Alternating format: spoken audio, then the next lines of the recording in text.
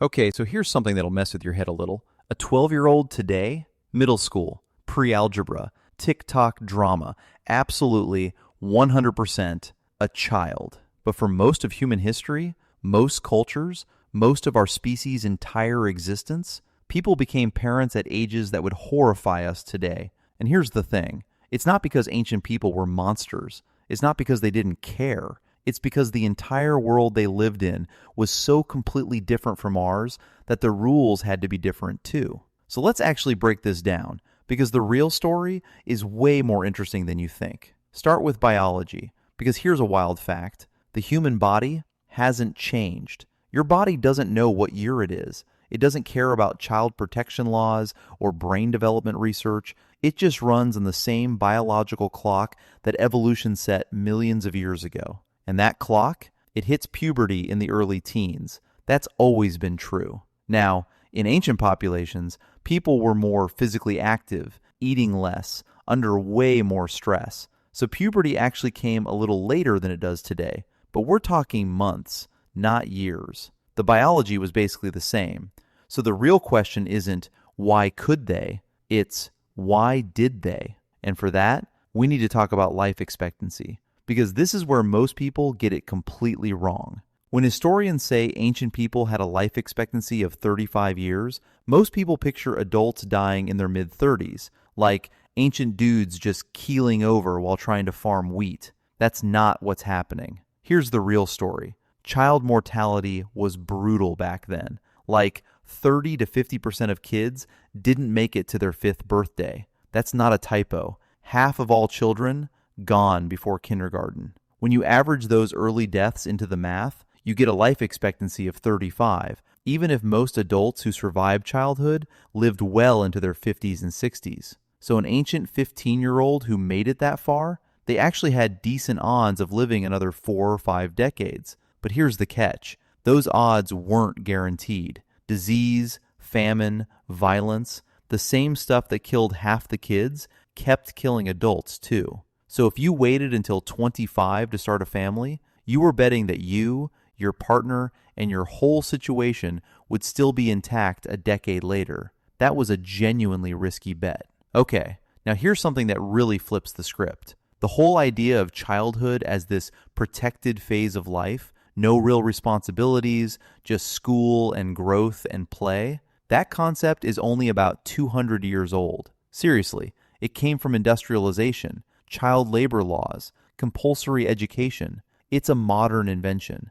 In ancient societies, kids started contributing early, like age 6 or 7 early. They were gathering food, hauling water, watching younger siblings, helping with animals. By early adolescence, they were doing full adult-level work, farming, building, cooking, child rearing. So by the time a 13-year-old in an ancient village was considered ready for adult life, they'd already been working alongside adults for 7 years. The gap between teenager and adult that we experience today, that was way, way smaller back then. And honestly, a lot of that gap exists because of how modern life is structured, not because ancient people were skipping some natural stage of development. Here's another big one that people miss. When we think of ancient early marriage, we picture 2 young teenagers alone together trying to figure out parenthood. That's not how it worked. Marriage in traditional societies wasn't really about 2 individuals.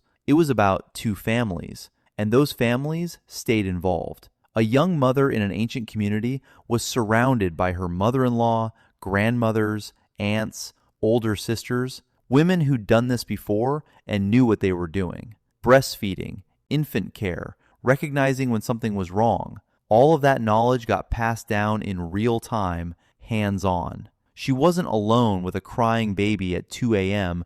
Googling, "Why won't my newborn sleep?" She had a team. And here's the evolutionary angle. Grandmothers in these communities weren't just emotional support. Research actually shows they measurably improved grandchild survival rates by providing food, knowledge, and childcare. That's called the grandmother hypothesis, and it's a real thing in evolutionary anthropology. The extended family wasn't a backup system, it was the system. Hey, quick pause. If you want to go even deeper on how ancient humans actually lived, The fears, the social dynamics, the stuff history class never touched.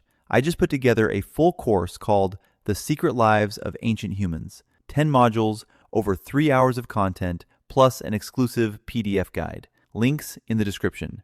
Okay, back to it. Now let's talk about why agricultural societies specifically pushed for early marriage. Because this part is uncomfortable, but it's important. In farming communities, children were labor. They worked the land. They contributed to the household from a young age. And daughters? Daughters were also economic assets in a very direct transactional way. A daughter's marriage created an alliance between two families, economic partnership, mutual support, shared resources. The younger she was at marriage, the longer that alliance would last. The sooner grandchildren would come. The more the family's farmland and legacy would grow. These weren't secret calculations. They were explicit. The dowry, the bride price, the marriage negotiations, all of it was economic deal-making. And honestly, that framing should make us uncomfortable, because treating young girls as assets to be strategically deployed through marriage is exploitation. It caused real harm across history. It still causes real harm today where child marriage persists. Understanding why something happened isn't the same as saying it was okay. Here's something that surprises people, though. Not all ancient societies did this. Hunter-gatherer populations, the groups whose lifestyle most closely mirrors our deep ancestral past, actually had later average ages for first birth. The Hadza of Tanzania, average age at first birth around 19. The San people of southern Africa, 19 to 20. Very early reproduction was most common in agricultural societies, the ones with food surpluses, dense populations, and strong economic incentives for early marriage. So, ancient humans had kids super young is more accurately, some ancient humans in specific social and economic conditions had kids young. The reality was always more varied than the headline. So, does any of this mean early parenthood is fine today? Absolutely not. And here's why. Every single condition that made early reproduction work in ancient societies is basically gone. The extended family network that supported young mothers, most young parents today are navigating this alone or nearly alone. The economic logic of having kids early, children in modern economies are expensive, not productive. Early parenthood can derail education and earnings for decades. And the brain development piece is real. The prefrontal cortex, the part of your brain that handles long-term planning and emotional regulation, is still developing into your mid-20s. Ancient societies had community structures that compensated for that. Modern society largely doesn't. Same biology, completely different world, completely different outcome. So that's the actual story. Ancient humans didn't become parents young because they were reckless or didn't care about kids. They did it because their world, the mortality rates, the family structures, the economics, the definition of childhood itself made it rational. Our world is different, and that changes everything. If you found this interesting, subscribe. There's a lot more where this came from. And seriously, check out the course in the description. You're gonna love it.